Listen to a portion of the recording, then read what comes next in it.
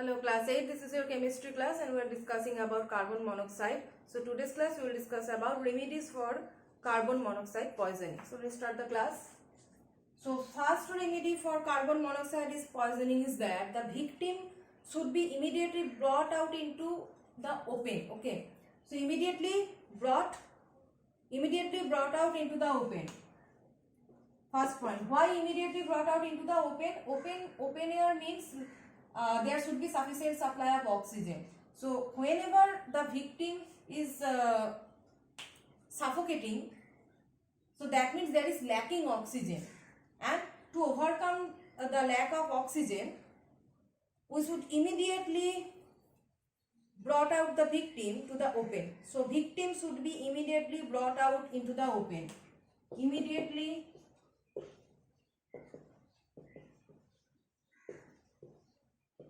brought out into the open. So open space means there is sufficient supply of air and oxygen. So if the victim is suffocating due to lack of oxygen, so he or she should be immediately brought out into the open. Next is sometimes if the victim is in critical condition, then artificial oxygen should be given, artificial respiration with carbogen. Okay, carbogen should be given.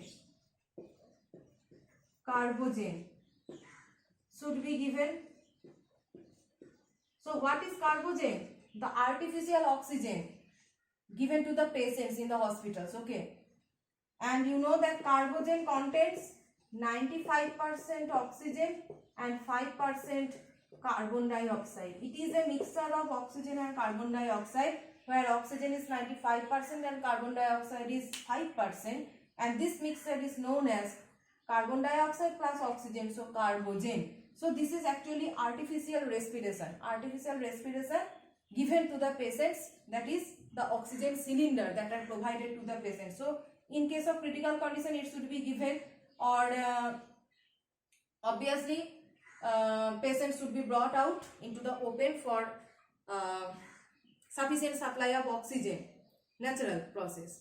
And there are some places where carbon monoxide gas is producing in high concentration. There the pupils should wear gas mask. Okay, pupils should wear gas mask. Third is that pupils should wear gas mask.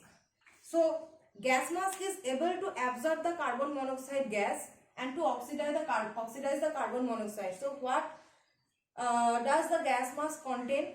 That the gas mask contain hopcolite. Okay, hopcolite is mixture of metallic oxide. So gas mask contains hopcolite. Hopcolite means it is mixture of metallic oxides. Mixture of metallic oxides. Okay, so as the gas mask contains hopcolite, that means mixture of metallic oxide. So it can, that means gas mask can absorb carbon monoxide. It can absorb CO and oxidizes to CO2. So next is this method is based upon the gas mask technique. The gas mask technique is based upon the reduction property of carbon monoxide. So next is reducing action of carbon monoxide.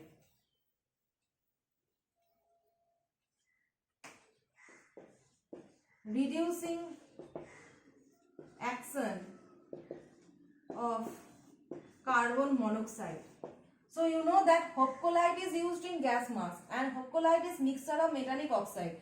Suppose one metallic oxide, this is copper oxide. Okay, so when there is metallic oxide in the gas mask and the gas mask is absorbing the carbon monoxide. What is going on there? Metallic oxide is reacting with carbon monoxide and the metallic oxide is reduced to copper. Metallic oxide, this is the reduction, okay? Metallic oxide is reduced to corresponding metal and the carbon monoxide is, this is oxidation.